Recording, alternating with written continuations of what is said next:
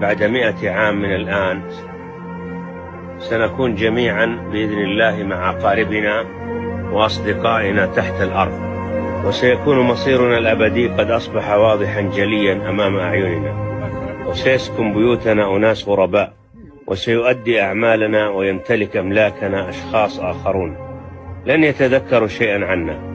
فمن فينا الآن يخطر بباله أبو جده؟